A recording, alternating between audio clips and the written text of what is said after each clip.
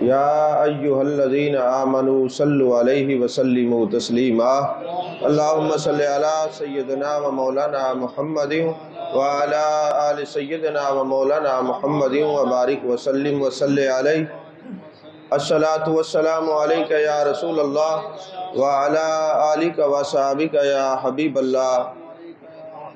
تمام تعریفیں اللہ تبارک و تعالیٰ کے لیے ہے جو خالق کائنات بھی ہے، مالک شش جہات بھی، جو احد بھی ہے، صمد بھی ہے، جس کی شان لم یلد بھی ہے ولم یولد بھی۔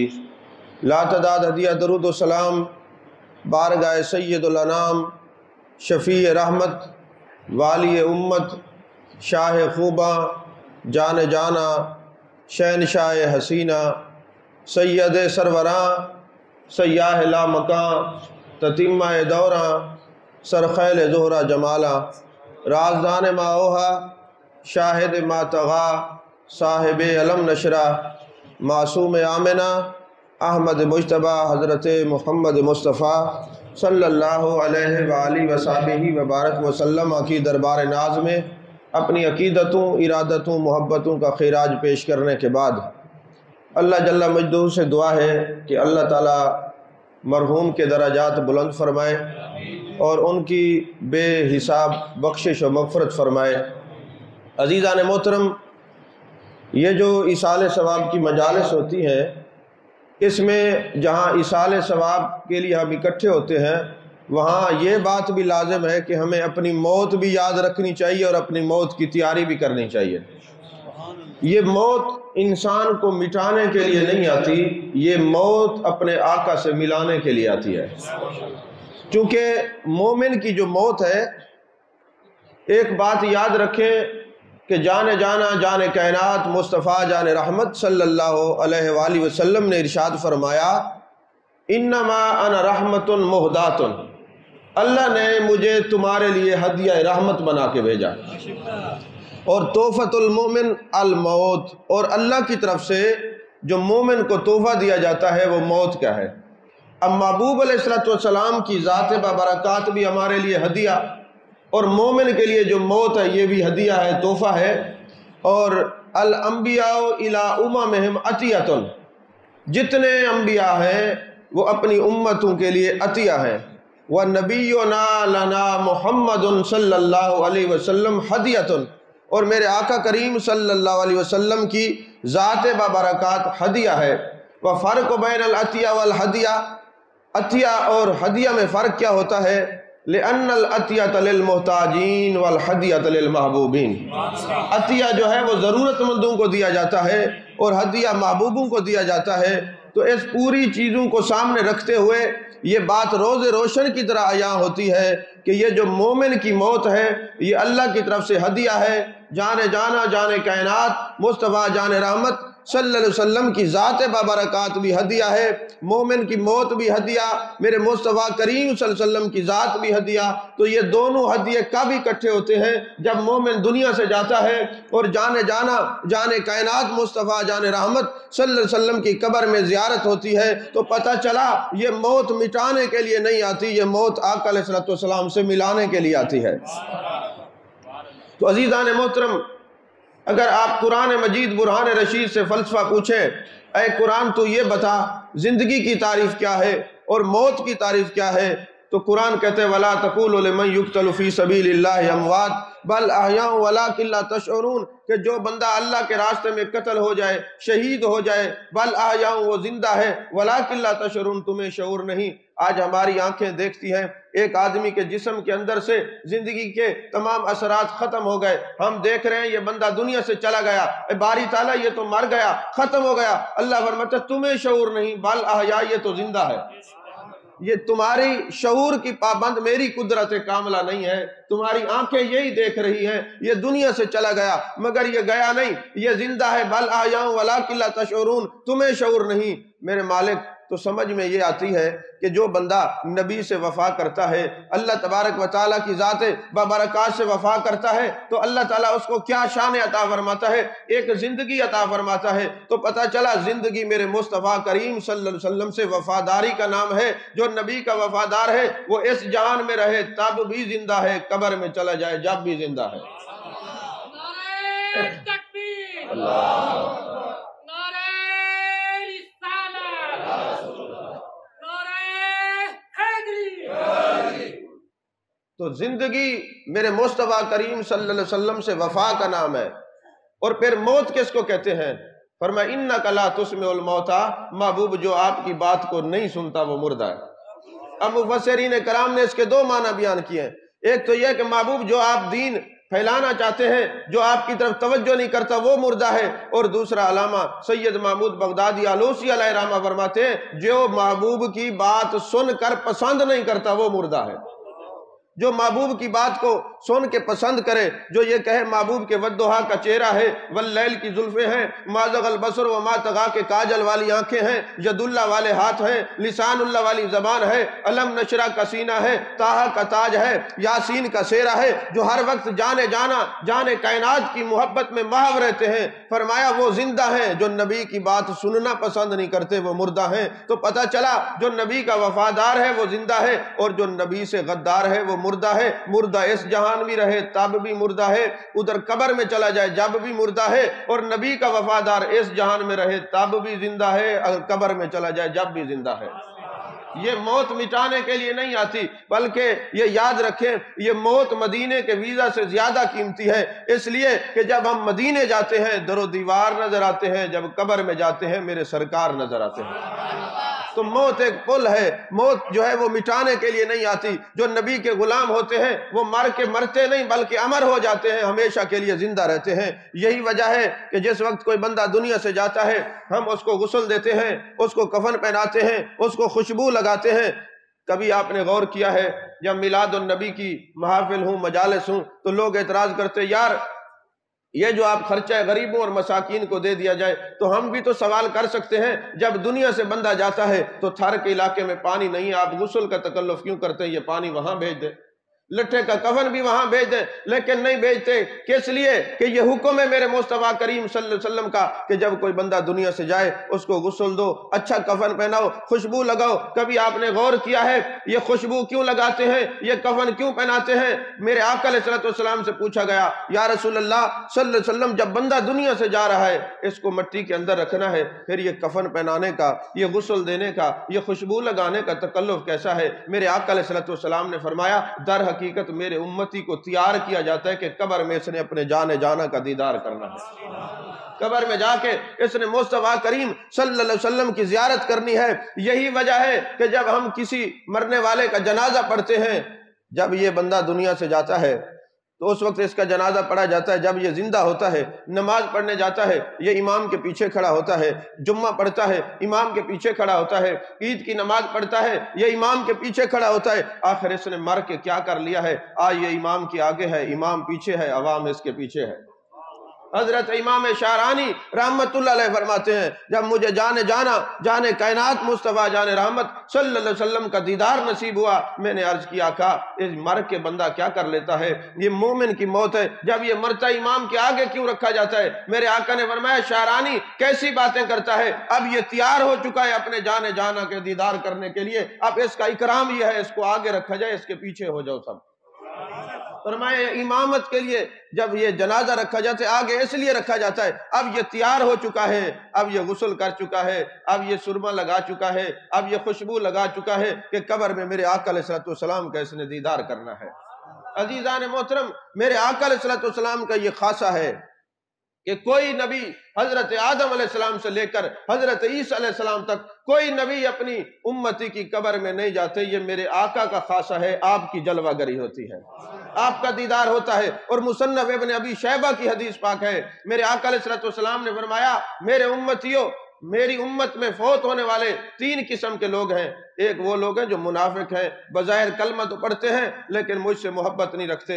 ایک وہ ہیں جو مسلمان بھی ہیں، کلمہ بھی پڑھتے ہیں، محبت بھی رکھتے ہیں۔ اور ایک وہ ہیں جو اٹھتے بیٹھتے میری ذات پہ درود پڑھتے ہیں، ہر وقت میری محبت میں گم رہتے ہیں۔ ابھی بیٹھتے ہیں تو کہتے ہیں محبوب کے ودھا کا چہرہ ہے، واللیل کی زلفیں ہیں، ما زغ البصر وما طغی کے کاجل والی آنکھیں ہیں، ہر وقت جمال جہاں آرا کی محبت میں محو رہتے ہیں۔ فرمایا یہ تینوں جب قبر میں جاتے ہیں تو سب کی قبر کا حال مختلف ہے۔ احوال مختلف ہیں۔ میرے آقا نے فرمایا جب قبر میں منافق جاتا ہے، اس سے پوچھا جاتا ہے من ربوں کا، وہ کہتا ہے لا ادری، پوچھا جاتا ہے ما دینوں کا، وہ کہتا ہے لا ادری، پوچھا جاتا ہے ما کنت تقول فی ھذا الرجل، تو وہ کہتا ہے لا ادری، کیونکہ وہ منافق ہوتا ہے تو مجھے دل سے ماننے سے قبر میں آسانی ہو سکتی ہے، صرف زبان سے کلمہ پڑھنے سے کام نہیں ہوگا۔ تو میرے آقا علیہ الصلوۃ والسلام نے فرمایا اور ایک میرا مجھے مانتا ہے، کلمہ پڑھتا ہے، جب وہ قبر میں جاتا ہے اس سے پوچھا جاتا ہے من ربوں کا، تو وہ کہتا ہے اللہ ربی، ما دینوں کا، وہ کہتا ہے دینی علیہ السلام، ما کنت تقول فی ھذا الرجل، تو وہ کہتا ہے مر کے آیا ہوں اس دل ربا کے واسطے۔ ارے ہم تو جب زندہ تھے تو ہر وقت جمال جہارہ میں گم رہتے تھے، جانے جانا کا ذکر کیا کرتے تھے، اور میرے آقا نے فرمایا تیسری قسم کے وہ لوگ ہیں جو ہمہ وقت لوگوں سے منہ موڑ کر، آنکھیں بند کر کے، ہمہ وقت آنسو بہا کے میری محبت میں رہتے ہیں، میری ذات پہ درود پڑھتے ہیں۔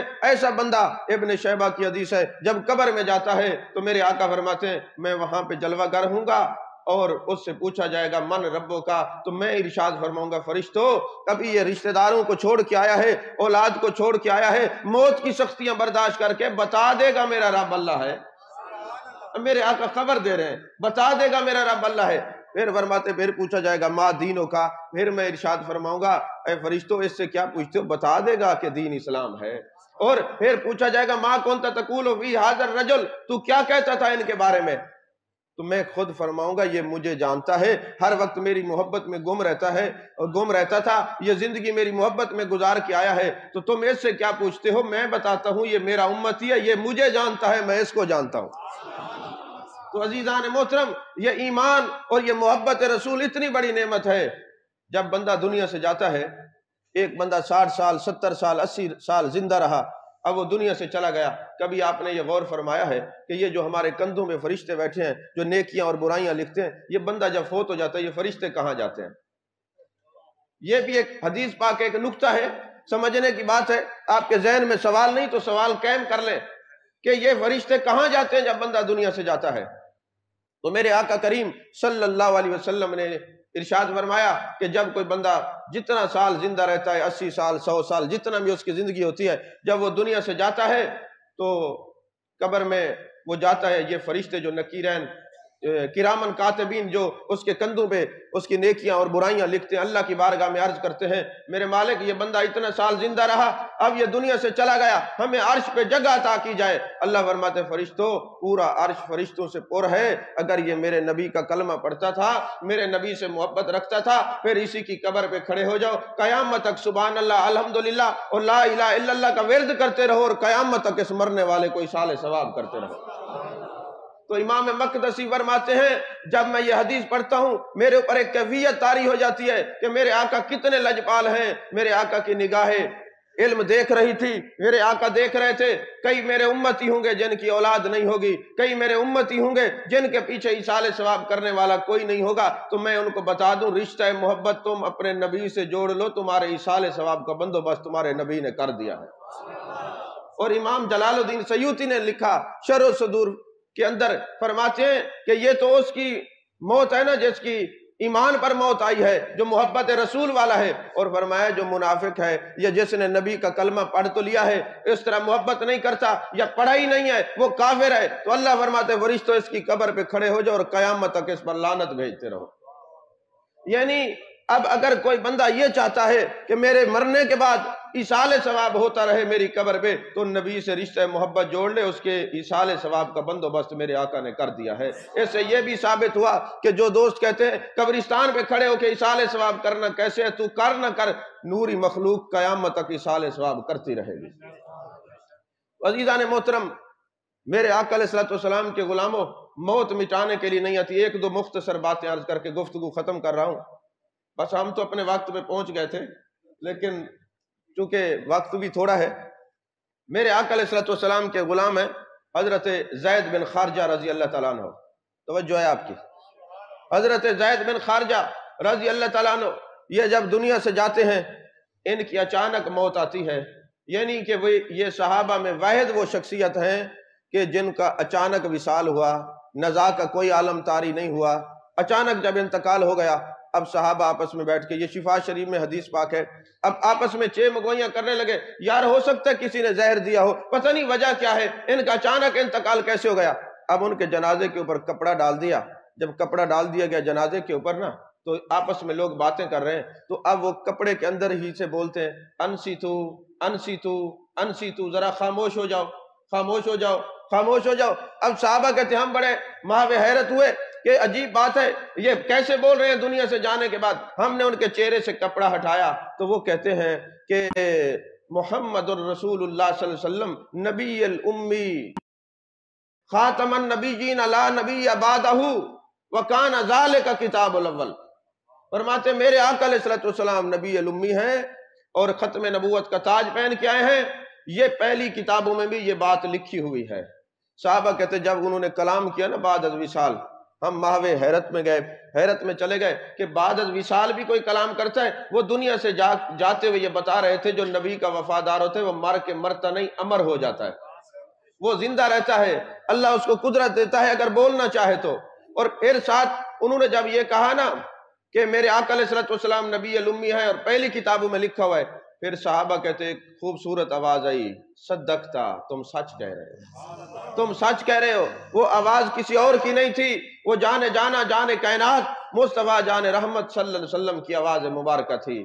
اب انہوں نے کیا کہا، کہتے ھذا محمد الرسول اللہ صلی اللہ علیہ وسلم، یہ آقا علیہ السلام جلوہ گر ہیں۔ السلام علیکہ یا رسول اللہ، السلام علیکہ یا حبیب اللہ۔ انہوں نے سلام پڑھا اور خاموش ہو گئے۔ تو حضرت قاضی ایاز مالکی نے یہ حدیث نقل کرنے کے بعد یہ بتا دیا لوگوں جو نبی کے غلام ہوتے ہیں، جو نبی کے وفادار ہوتے ہیں، جو نبی کے احکامات پر عمل کرتے ہیں، جو نبی سے وفا کرتے ہیں، وہ مرتے نہیں، وہ مر کے زندہ رہتے ہیں۔ پہلے یہ بندہ عالم ارواح میں تھا، پھر یہ جو ہے باپ کی پشت میں آیا، پھر ماں کے پیٹ میں آیا، پھر یہ دنیا میں آیا، پھر یہ قبر میں گیا، پھر یہ حشر میں جائے گا، پل صراط سے گزرے گا۔ اور میرے آقا نے فرمایا من احبانی فقد احب اللہ، من احبانی کان معی فی الجنہ، جو مجھ سے محبت کرے گا وہ اللہ سے محبت کرے گا، جو مجھ سے محبت کرے گا وہ جنت میں میرے ساتھ ہوگا۔ تو عزیزان محترم، یہ تو کبھی پشت میں ہوتا ہے، کبھی یہ ماں کے پیٹ میں تھا، کبھی یہ دنیا میں تھا، کبھی یہ برزخ میں تھا، پھر پل صراط سے، پھر محشر کے میدان، پھر اپنے آقا کے ساتھ۔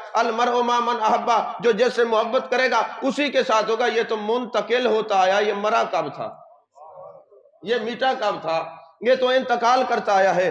یہی وجہ ہے ابن عطا سکندری بہت بڑے عالم ہیں اور تصوف امام الاصفیاء ہیں، صوفیاء میں ان کا بڑا نام ہے۔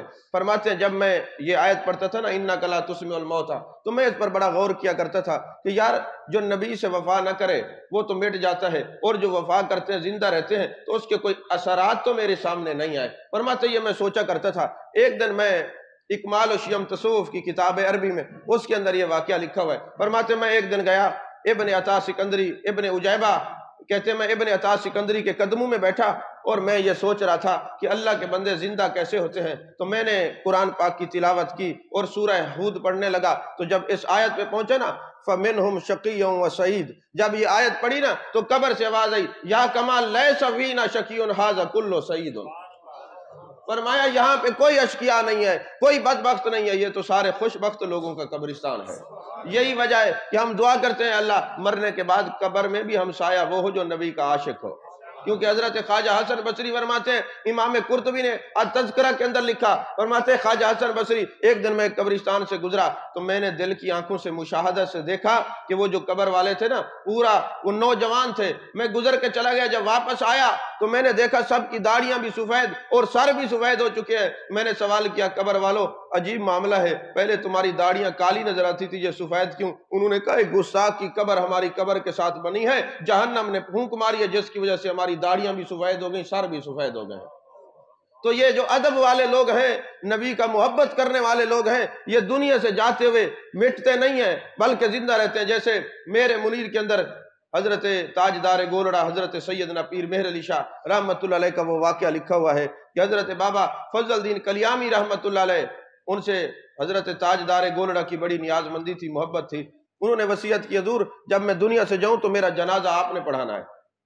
اب چونکہ اس وقت موبائل نہیں تھے پی ٹی سی ایل کا بھی اتنا زمانہ نہیں تھا، ٹیلی گرام بھیجتے تھے۔ ایک دن صبح صبح آپ اٹھے، فرمانے لگے بھائی تیاری کرو، آج بابا فضل الدین کلیامی دنیا سے چلے گئے، ہم جنازہ پڑھانے کے لیے جانا چاہتے ہیں۔ مریدین ساتھ ہیں، جب چلے تو راستے میں پہنچے، ان کا گھر قریب تھا تو دیکھا ایک پلی کے اوپر وہ بابا فضل الدین کلیامی بیٹھا ہے، گیلے کپڑے پہنے ہوئے ہیں۔ تو حضرت سیدنا پیر میر علی شاہ رحمت اللہ علیہ نے سوال کیا کہ بابا ہم تو آپ کا جنازہ پڑھانے کے لیے ہیں، آپ یہاں بیٹھے؟ انہوں نے بڑی خوبصورت بات کی، فرمانے لگے جن کا جنازہ آپ نے پڑھانا ہے وہ ڈیڈ باڈی گھر میں رکھی ہوئی ہے، میں تو سید کے احترام کے لیے آیا بیٹھا ہوں۔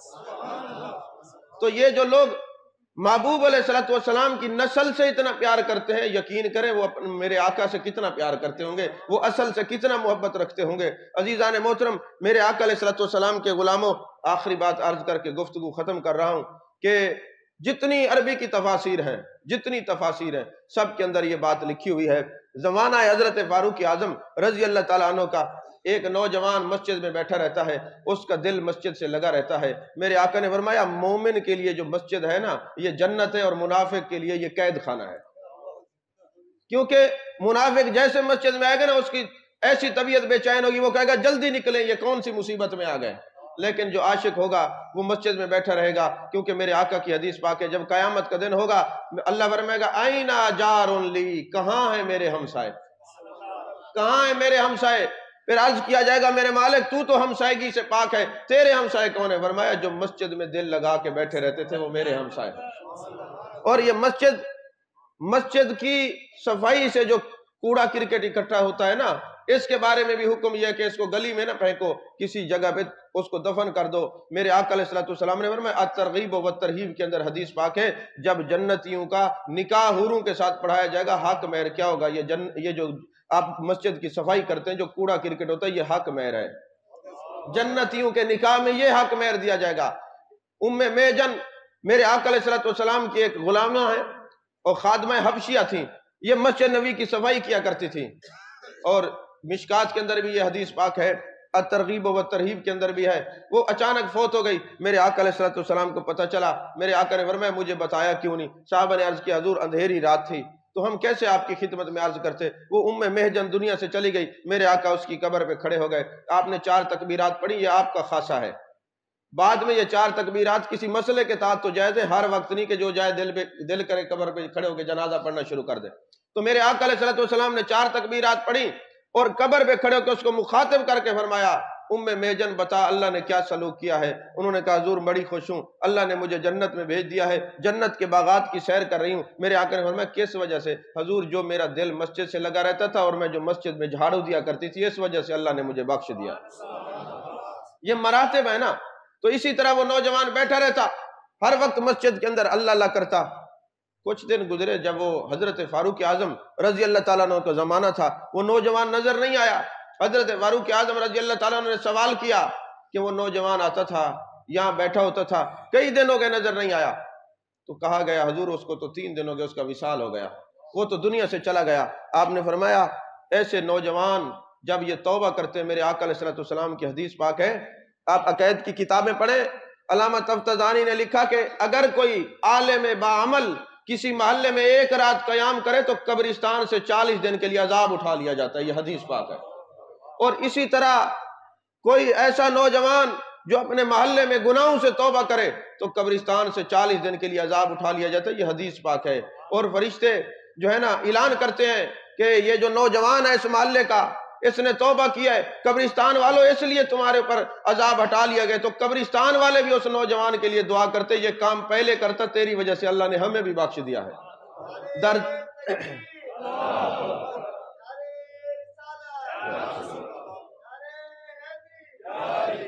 اس لیے کہتے ہیں در جوانی توبہ کردم شیوائے پیغمبری، یعنی جوانی کی توبہ جو کرتا ہے وہ قبرستان والوں کو بھی فائدہ ہوتا ہے۔ تو حضرت فاروق اعظم نے فرمایا کہ یہ تو نوجوان تھا اور اس نے توبہ کر رکھی تھی، ہر وقت مسجد میں دل لگا رہتا تھا، اس کے وصال کی ہمیں خبر دیتے، ہم جنازہ پڑھاتے۔ انہوں نے کہا جناب وہ تو دنیا سے چلے گئے، آپ کو نہیں بتا سکے، آپ کے معاملات تھے، امور ایسے تھے۔ آپ نے فرمایا پھر مجھے اس کے والد کے پاس لے جاؤ تاکہ میں تعزیت کروں، ایسے نوجوانوں کا وجود نعمت ہے۔ جب حضرت فاروق اعظم رضی اللہ تعالیٰ عنہ وہاں تشریف لے گئے، وہاں پر پہنچے تو والد سے پوچھا کہ ان کے وصال کی وجہ کیا ہے، کاز آف ڈیتھ کیا ہے، وہ فوت کیسے ہوئے؟ انہوں نے کہا حضور جب وہ مسجد میں آتے تھے نا تو راستے میں ایک گھر تھا، ایک عورت اس کو برائی کی دعوت دیتی تھی، ایک دن زبردستی انہوں نے پکڑ لیا، جیسے پکڑا یہ بے ہوش ہو گیا، انہوں نے اٹھا کے باہر پھینک دیا۔ اب مجھے اے امیر المومنین اس بچے نے گھر نہیں بتایا، صرف اتنا ہی بتایا ہے کہ اس عورت نے دعوت دی لیکن خوف خدا غالب آیا، اور وَلِمَنْ خَافَ مَقَامَ رَبِّهِ جَنَّتَانِ، یہ آیت مجھے یاد آئی، میں بے ہوش ہو گیا۔ حضرت فاروق اعظم کھڑے ہو جاتے ہیں، فرماتے ہیں اے میرے نبی کے صحابہ میرے ساتھ اس نوجوان کی قبر پہ چلو۔ حضرت فاروق اعظم قبر پہ تشریف لے گئے اور قبر پہ کھڑے ہو کر اس نوجوان کو مخاطب کیا۔ یہ ایک نہیں دو نہیں، جتنی عربی کی تفاسیر ہیں سب کے اندر وَلِمَنْ خَافَ مَقَامَ رَبِّهِ جَنَّتَانِ کے ساتھ یہ روایت لکھی ہوئی ہے۔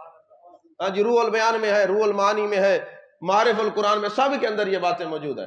تو فرماتے ہیں حضرت فاروق اعظم نے فرمایا نوجوان تجھے مبارک ہو، اللہ نے فرمایا وَلِمَنْ خَافَ مَقَامَ رَبِّهِ جَنَّتَانِ۔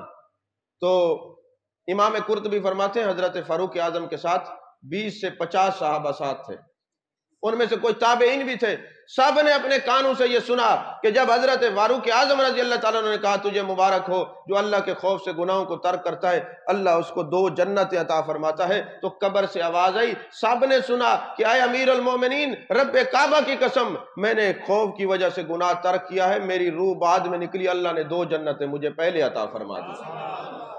تو اگر موت مٹاتی اور مٹا کے ہی ختم کر دیتی اور انسان کا وجود ختم ہو جاتا تو پھر حضرت فاروق اعظم کو مخاطب کر کے آواز دینے کی ضرورت کیا تھی؟ تو پتہ چلا کہ آج بھی بلانے کا سلیقہ ہو تو جواب آج بھی ملتا ہے۔ اب کوئی کہے نبینا کہ آنکھیں جو ہیں وہ نیلے پیلے رنگ نہیں ہے تو اس کو کہا جائے گا کہ تم اپنی آنکھوں کا علاج کراؤ، رنگ تو ابھی بھی باقی ہے۔